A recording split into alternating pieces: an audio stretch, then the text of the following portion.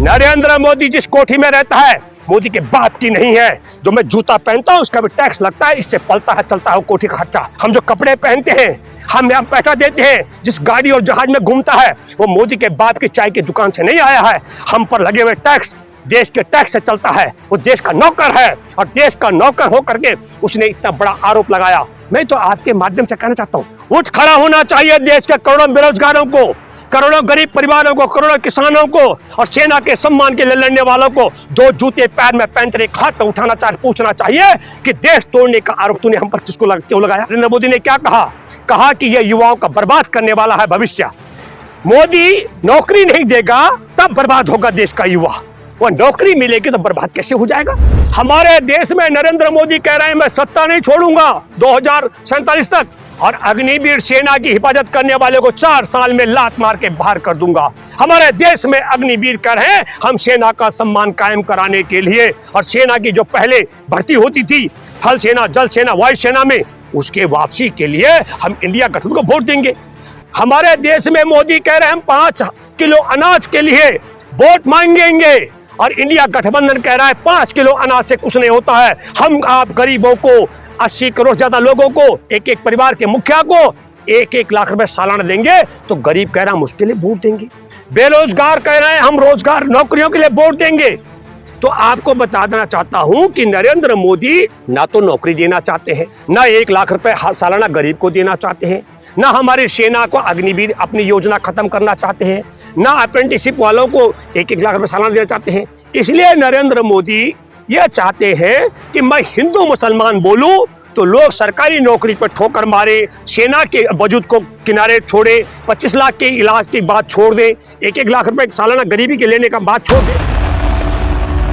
भूपेंद्र रावत जी, आप लगातार मोदी जी पे हमला बोलते हैं और इंडिया गठबंधन की जो है तारीफदारी करते हैं, लेकिन बांसवाड़ा की रैली में मोदी जी ने कहा है कि जो कांग्रेस का मैनिफेस्टो है वो मुस्लिम लीग की याद दिलाता है। पहली बात मैं आपकी गलतफहमी दूर कर दूं कि मैं मोदी पर हमला नहीं करता हूं। मैं मोदी के चरित्र को, वाणी और व्यवहार और कर्मों के खिलाफ हूं। मैं व्यक्ति के खिलाफ नहीं हूं। व्यक्ति के शरीर में खून सबका लाल होता है, पर मैं उस सोच विचारधारा के खिलाफ हूं। और मैं कांग्रेस के व्यक्ति का बात नहीं कर रहा हूं, जो कांग्रेस का न्याय पत्र उसकी बात कर रहा हूं। जब इनका न्याय पत्र शुरू हुआ आया तो न्याय पत्र पर नरेंद्र मोदी जी ने कहा इस पे मुस्लिम लीग की छाप है। और दूसरी बड़ी बात कही, इसका एक पन्ने पर देश के टुकड़े टुकड़े करने का व्यवस्था है। और फिर कहा आगे चल करके जो आप बांसवाड़ा की बात कर रहे हैं वहां पर कहा कि हिंदू महिलाओं के मंगलसूत्र छीन करके मुस्लिम महिलाओं को देने की बात है।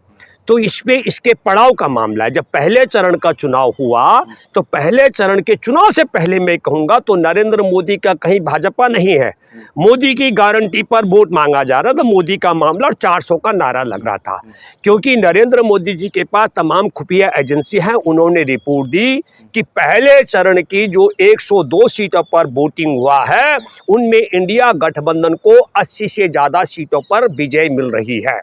इसलिए नरेंद्र मोदी घबरा गए। तो घबराहट में क्या करते, तो नरेंद्र मोदी को लगा कि तुमको तो वोट नहीं मिल रहा है तो क्या करना चाहे, तो उसके उठ करके पहुंचे यहाँ से नागपुर। तो नागपुर में जो नागपुर भी अच्छी जगह भी है, बाबा साहेब की कर्मस्थली भी रही है, लेकिन नाग भी एक बड़ा विचित्र शब्द होता है ना। तो वो जो जहर भी, अगर मैं कहूँगा नाग का जहर, तो वहां से जहर दिया गया दोबारा से कि तुम संघ के प्रचारक रहे हो भैया, तुम काहे सब इस चक्कर में पड़ रहे हो, तुम सीधा हिंदू मुसलमान करो। ये इंडिया गठबंधन वाला जो न्याय पत्र है, और ये न्याय पत्र कोई घर में बैठ के नहीं बना है। कन्याकुमारी से लेकर कश्मीर तक की और मणिपुर से लेकर के महाराष्ट्र तक की 11,000 किलोमीटर की यात्रा करने के बाद हमारे देश के किसानों का, आदिवासियों का, गरीबों का, महिलाओं का, छात्रों का, बेरोजगारों का, अग्निवीरों का, सेना का, भूतपूर्व सैनिकों का क्या समस्याएं हैं, छोटे व्यापारियों का, यही आप समझ लीजिएगा, गरीबों का। तो उन सब चीज़ों को लेकर के आपको पहले जो आपने कहा, तो चुनाव इस समय यह हो गया है कि नरेंद्र मोदी और तमाम जो इनका हिंदुत्व वाला नारा है, 400 पार का नारा आपने देखा गायब हो गया। तो जब गायब हो गया तो अब क्या हुआ, इनको लगा हम अगर हिंदू मुसलमान करेंगे तो जो 25 लाख रुपए सालाना की गरीबों को इलाज की गारंटी है न्याय पत्र में, और ये कोई ऐसी हवा में नहीं है। राजस्थान का ट्रैक रिकॉर्ड है।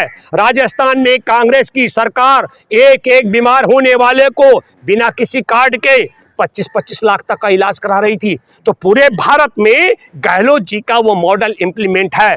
मोदी जी कह रहे हैं जिसके पास कार्ड होगा उसको 5 लाख का इलाज मिलेगा। और इंडिया गठबंधन कांग्रेस कह रही है 25 लाख रुपए का इलाज एक एक भारत के नागरिक का होगा। तो भारत के नागरिक तो 25 लाख तक का इलाज के लिए इंडिया गठबंधन के साथ हो रहे हैं। हमारे देश में नरेंद्र मोदी कह रहे हैं मैं सत्ता नहीं छोड़ूंगा 2047 तक, और अग्निवीर सेना की हिफाजत करने वाले को 4 साल में लात मार के बाहर कर दूंगा।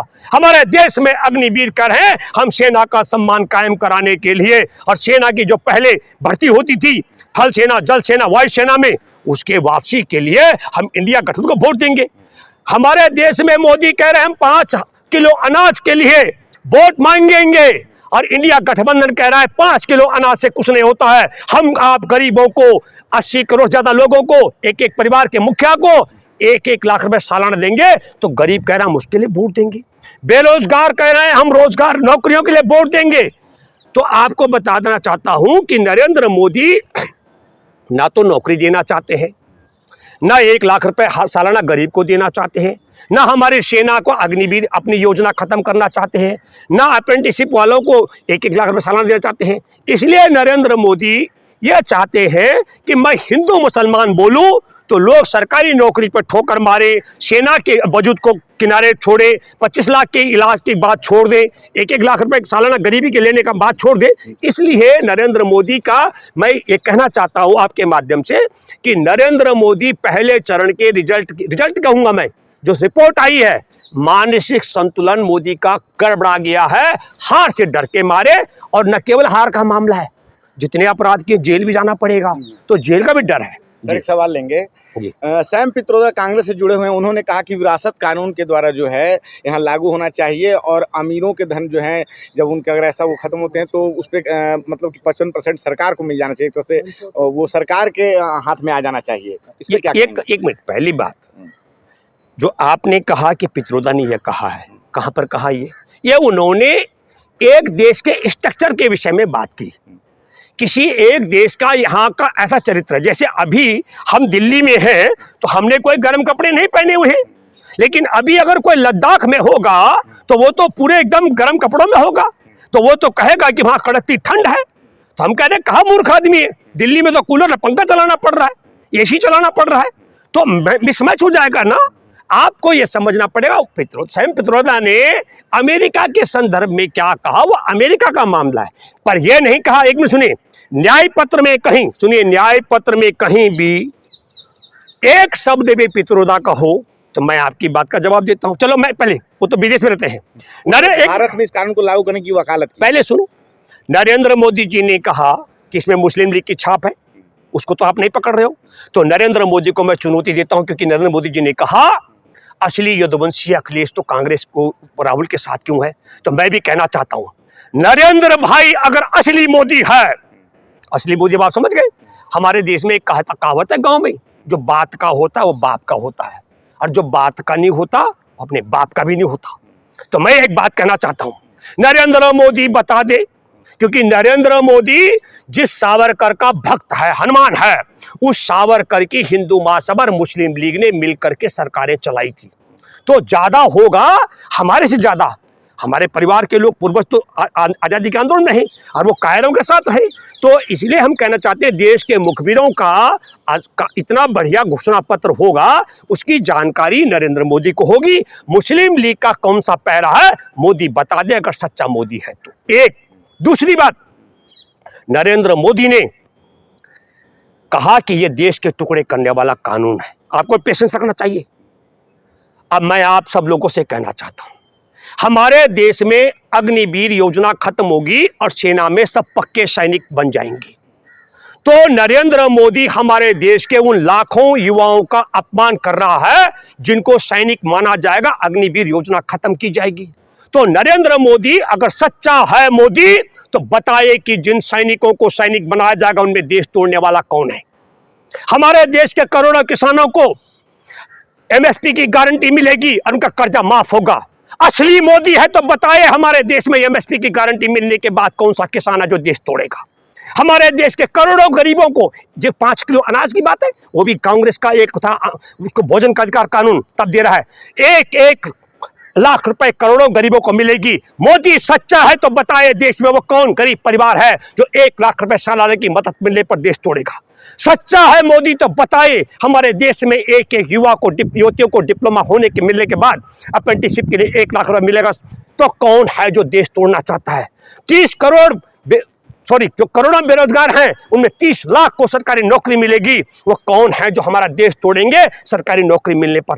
तो नरेंद्र मोदी ने अपमान किया हमारे देश के करोड़ों बेरोजगारों का, किसानों का, गरीबों का, अप्रेंटिसशिप लेने वाले युवाओं का और सेना में सैनिक बनने वालों का अपमान किया है। नरेंद्र मोदी को माफी मांगनी चाहिए। आप बात कर रहे नरेंद्र सैम पित्रोदा ने वहां बोला, नरेंद्र मोदी जिस कोठी में रहता है मोदी के बाप की नहीं है। जो मैं जूता पहनता हूं उसका भी टैक्स लगता है, इससे पलता है चलता है कोठी का खर्चा।